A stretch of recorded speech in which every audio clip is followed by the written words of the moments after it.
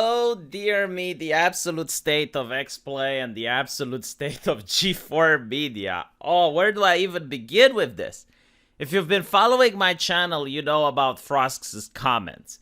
You know, you turn in to watch some entertainment and there's this lady richer than you, more wealthy than you, lecturing you about you and your community. Who doesn't want to watch that? Who doesn't want to frequent a business that just insults you? Like, this is how I get my kicks when I go to the supermarket. I want to see the cashier lady going at me like, that's what I love in life, you know?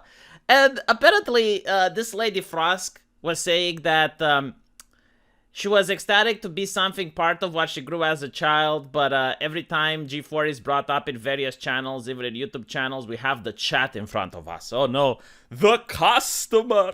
Oh, the customer! But it's her job to lecture the customer and teach him how to be a good, decent person. I can see you without a doubt there will be a backlash because I am not as bangable as the previous host. By the way, is this something feminist to say? I mean, is it progressive to say that the women who were presenting the show before you are bangable? It's very progressive, isn't it? Oh, much in line with feminism. But hey, if you're a progressive, you can say whatever you want as long as it gives you virtue, right? As long as you have the correct talking points, you can say whatever you want. So, I don't know, like, I watched a lot of comments coming from people. Most of them were pissed off, not because of how Frost looked, but because she was making mistakes when it came to video games. I mean, she has a very strict knowledge, very firm grasp on feminismus. Like, she's an expert. She's like a university professor, a PhD master on feminismus. But when it comes to video games, she doesn't know that much. And this turns out to be a show where people tune in to see video games. So, as it happens, people start unsubscribing. It's like, oh, I'm getting threats online. No, you're not getting anything. Like, no one is watching you, okay? Like, no one is watching, no one is tuning in, no one is interested. You know, you got your wish. You got your wish. All those evil, sexist gamers in the chat, they're not there anymore. They're educating themselves, you know? But, like, feminism, it's a very hard ideology. It's a powerful science that's being taught in academia. It takes around 4 years for us to educate ourselves. So for 4 years, we're not going to be in that chat. We are doing our best in order to contribute to humanity by learning the intricate mysteries of bell hooks and other feminist authors and scholars. So we bathe ourselves in that powerful knowledge and we don't have time for G4 Media and video games anymore, right? Because we're doing important work now. And G4 Media noticed this. So now they're doing this.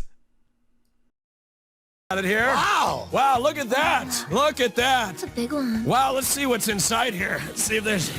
Oh my God! Oh my God! Oh my God, it's Amouranth! It's a woman. How much is she? Oh my God! I just want to let you know, the price is not included, but... I mean, to me, that's just a little bit overkill. I thought the Vtubers were enough. Like, you could have just got one, but no, you get an army of Vtubers. Which, by the way, I don't know who those Vtubers are, but when I looked at it, they're very popular. Actually, it's not correct to call them Vtubers because they're not on YouTube. They're Vtwitchers. They're on Twitch. So they have like a lot of views. They get like 40, 50,000 views per video from what I looked at. And then you get Amouranth. So like you're bringing the heavy guns there. It's like, oh, well, if this is what gamers want, let's give gamers what they want. But unfortunately, they only got 15,000 views. Because I'm telling you why this is happening, right? Because now a lot of progressives are like, well, look, even when you give the gamers what they want, they still don't watch it. Then it's very easy to ruin a company's brand. Like, the brand of the company is the most important asset that you can possibly have. And building up a brand takes years of effort. It takes a lot of effort, and you have to be consistent. You have to constantly deliver a good product. You need to have good PR relations with the customer. It's very difficult to build a good brand, but it's incredibly easy to damage or to destroy a brand.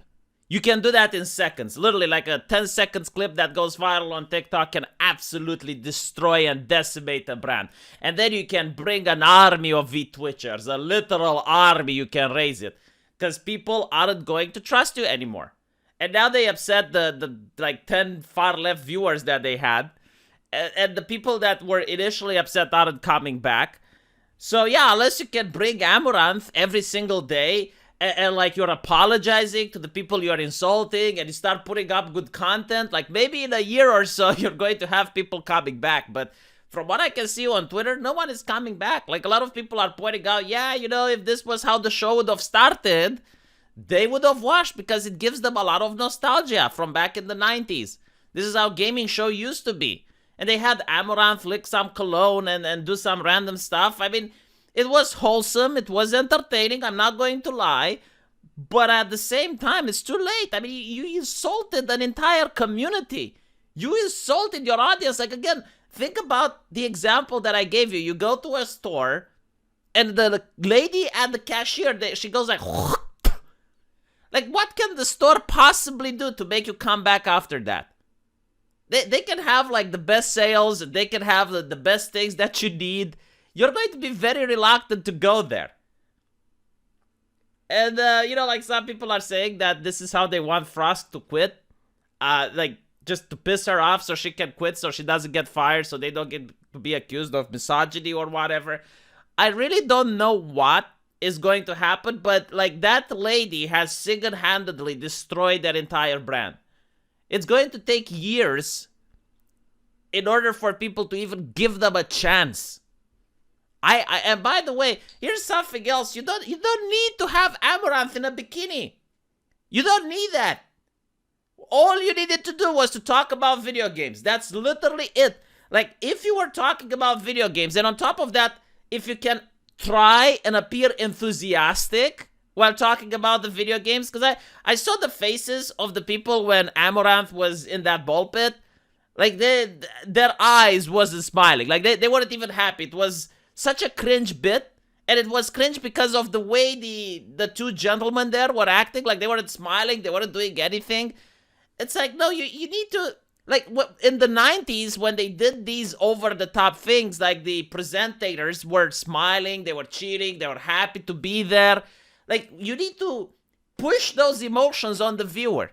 If the viewer watches and sees that the presenter is happy, we get happy, right? But when we see that the presenter feels uncomfortable and bored, we get to feel uncomfortable and bored. And honestly, that thing was absolutely cringe.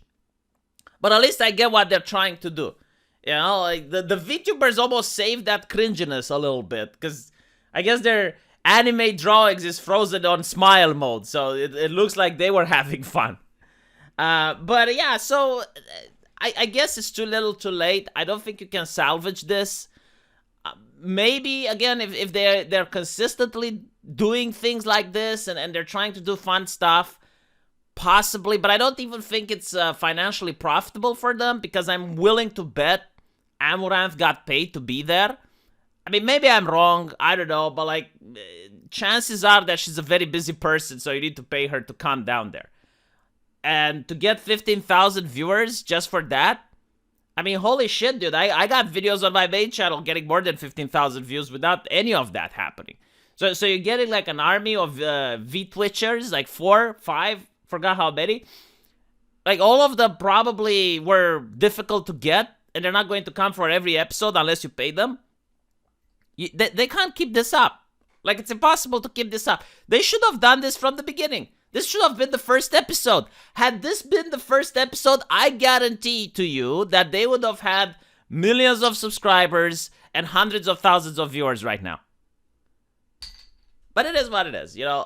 Let me know what you guys think, and I'll see you in the comment section. Take care.